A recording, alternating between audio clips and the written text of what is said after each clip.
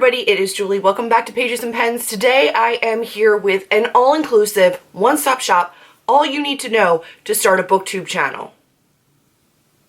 No, I'm not. You guys have asked me a lot in my comments here, in direct messages, in my Facebook reader group, to let you guys know my tips and tricks for starting a Booktube channel, and you guys also left me a ton of questions about it. Now, I'm going to address what I think is important when starting a Booktube channel. I'm going to look at a couple of your questions. What I want this video to be for you is less of a tutorial and more of an inspiration and motivation. I'm going to go over a couple of the things that I think are most important and some of the most commonly asked questions and concerns. So let's get started. First of all, I hear a lot of people say, well, there's already so many booktubers and I don't have anything original to say. That's crazy. I read a lot of books that everybody else reads, and I have a lot of the same opinions as everybody else. But my voice is very, very different than everybody else's. And we all read differently, so we all take something different from a story. We all gravitate towards different aspects of a story, which means that we all have something unique to say at the end of our reading experience about that book. So do not let the saturation of booktubers stop you from wanting to start your own channel. If you've been a part of the Booktube community through watching and commenting, and you feel like that's not enough anymore, and you want to be a part of this community in a content creator aspect, then do it. If you're not comfortable in front of a camera, there's no reason to force yourself though. You can be a wonderful integral part of this community through commenting, through book blogging, and still be just as valid and connected to this community. So that's my first piece of advice. Now, for actually sitting down and starting a Booktube channel, one, you need a name, right? That's going to be really personal. It's going to be something for you, but sit around with it for a little bit, make a list of different names that you like, say them out loud, poll some friends, and then go and get that name at every social media once you're sure you want it. That way you have them. Even if you don't plan on using Snapchat for your Booktube channel, just grab it. You never know. And this is where it gets maybe potentially pricey. In my honest opinion, YouTube and Booktube has grown to a point where viewers expect a certain amount of quality, and what your thumbnail looks like and what your content looks like can really influence the level of enjoyment of watching your videos. So if you're serious about this and this is something that you're really interested in, either make sure that you're always filming in really good natural light or with a decent camera. The days of really getting by in a dark room with overhead lights and a webcam are really over, in my personal opinion. Can you make videos that way? Of course. Are you going to grow to a potentially very successful channel that way? Probably not. But if you're not really interested in that, then that's fine too. A big part of any kind of social endeavor is social proof and how you come across to your viewers and your followers or whomever you're marketing yourself to, right? From day one, I had a ring light, good equipment, and even if I stumbled and had bad editing in my first couple of videos, I had what looked to be a high quality of video. If I've invested this kind of money, it shows that I'm invested in this channel, it shows that I'm taking this seriously, and it speaks to a certain level of professionalism, which then, in your head, psychologically, does make you think that I also know what I'm talking about. You're asking people to spend 8, 10, 12 minutes with you. You want that viewing experience to be pleasurable for them. Now, mine's not expensive. It's always listed down below in the description box, as well as Amazon links, so you can check out exactly what I have.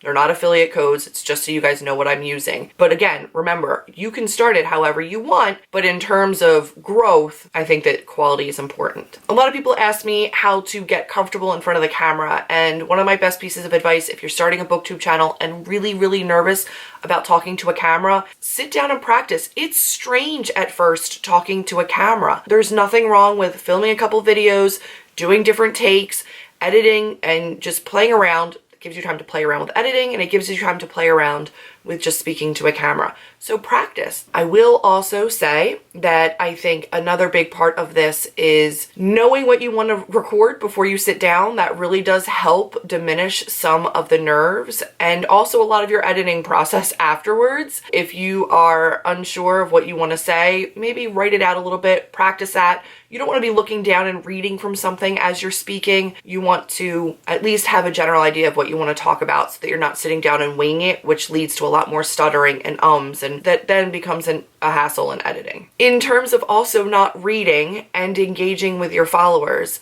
and getting used to filming on camera, one of the best tips I can give you is to make eye contact with the camera. Now, I do have on my camera a front-facing camera, just so I can make sure I'm in focus, etc. So right now, I am looking at myself and talking, and this is how I see a lot of booktubers talking. They're checking themselves in their front-facing camera, and they're not looking at the actual lens. This doesn't work. And I immediately notice when people are watching themselves in the viewfinder as opposed to making eye contact with the lens. Psychology nerd here, guys.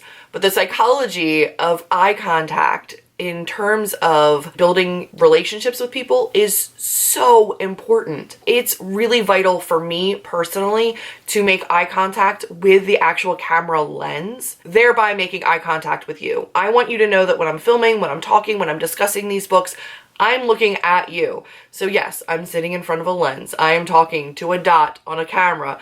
However, I'm talking to you. I think that this also speaks to the nerves that a lot of people have. If I sat down here and imagined that this little dot on my camera was 3,500 people, I'm fine with that. I'm alone in a bedroom sitting here talking to a camera. So for my introvert status, that's not scary. If all 3,500 of you were surrounding me right now, I would probably break out into like sweat. I'd be a mess. I'd be bumbling over my words. But the beauty of this is that you're not, and you will be later, and I cannot wait for that part of it because that's why I do this. Just relax. It's okay. I promise. It's just you in your room, right? I also think that one of the most beneficial things you can do is be honest with yourself about your time constraints and how often you could be posting. I know I'm lovely and bubbly and people like me and I love that. However, one of the reasons I have grown so much is because I post consistent content and I post a lot of it. This is important for the consumers on YouTube right now.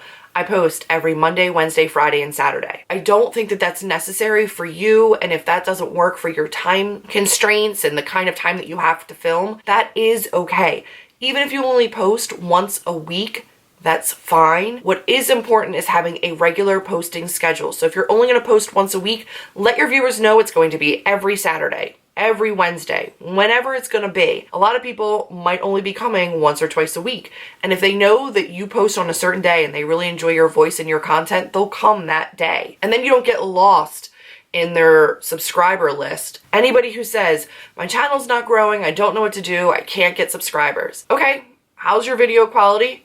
And are you posting consistently? My first two questions, always. The next one that I ask is another part that is so important to starting and growing a Booktube channel, and that is the Booktube community and reaching out to people. Here's the deal. You gotta watch, you gotta comment, you gotta thumbs up, you gotta share on social media, you have to make connections.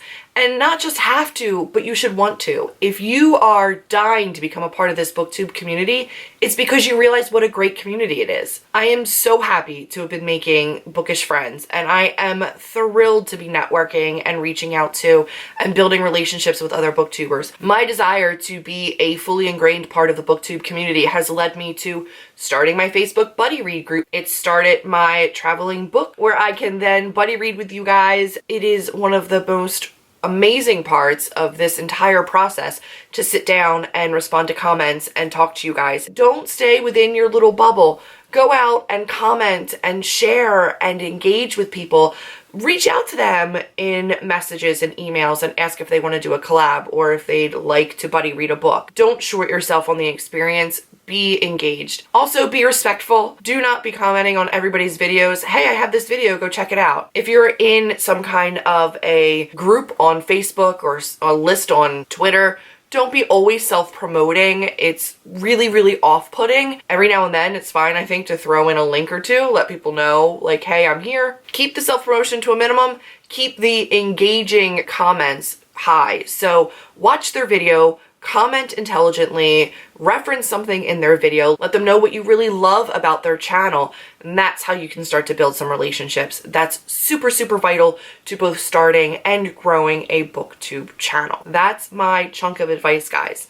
It really, really is what I think is most vitally important. If you're doing this and you're watching this video waiting for me to tell you how to make money on YouTube, how to get on PR lists, how to get free books, how to get ARCs, that's not something I can do for you. I'm not getting paid. I'm not getting sponsored posts. I'm not getting ARCs. I've never received a free book. If that's why you're starting a channel, you're not starting it for the right reasons. Start it because you can't help but speak about bookish things. Start it because you can't help but want to be a part of this inclusive, amazing, supportive community. Don't do it for money and free books and PR. If that happens, fantastic. I would love that.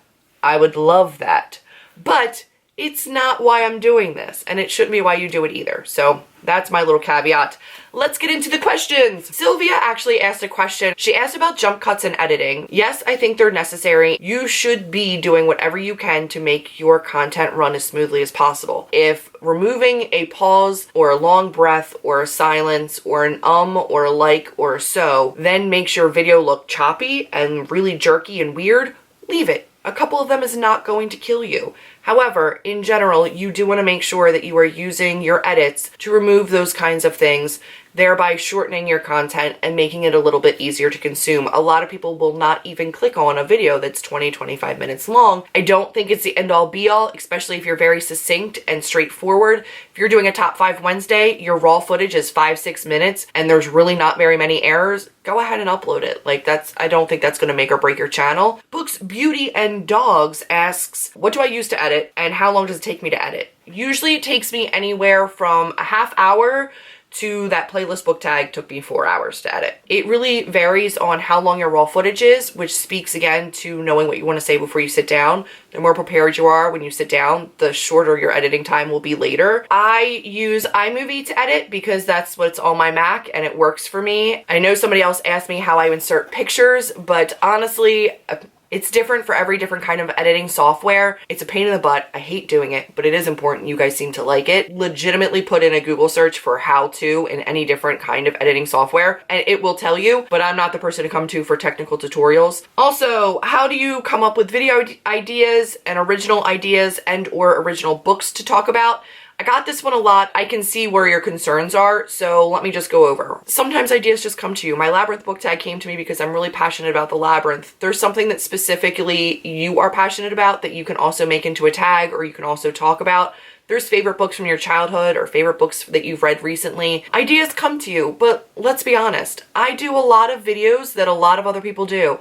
I do TBRs, I do wrap-ups, I do tags, I do hauls and unhauls. Your video content does not necessarily need to be super creative and original every single time that you do it. It's your voice that is unique and individual, will set you apart from everybody else. I wanted to get you guys engaged more in my channel, which is why I did the playlist book tag viewer recommends. But that just resulted from me naturally wanting you guys to be more involved in the channel. My book haul revisit, again, I'm sure they happen on Booktube, but that really was a crossover from my makeup channel because I know a lot of people on the makeup channels do revisits of their hauls to let you know how they thought the makeup performed after the fact. There is some crossover in terms of broader ideas from the makeup channel, but they'll come to you. And if they don't, it's fine. It's your voice that's unique. Faith asked if I was ever afraid of my peers or if I ever felt afraid of a lack of support. And one, in real life, my peers, no, they don't care what I do or what I read or what kind of content I create.